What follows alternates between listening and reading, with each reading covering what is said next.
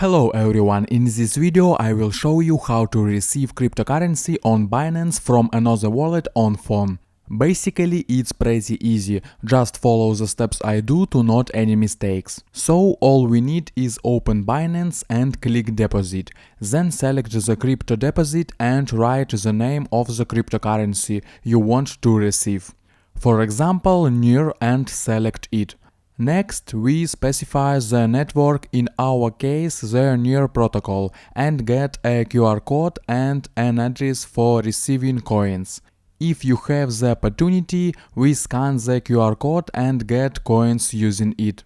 If not, then copy the address and send it to the sender. If you want to send from your wallet, then go into it, for example, this is a Trust wallet, and look for a coin NIR. Select and click send. Enter the address and amount to transfer. Check and confirm. That's all. The coins has been sent and will be credited to the Binance wallet within 10 minutes. Also watch my other videos about Binance at the link in description and you will learn a lot. I hope guys this tutorial made your life a little bit easy and you like this video. Subscribe to my channel and write your comment. Goodbye. Have a nice day.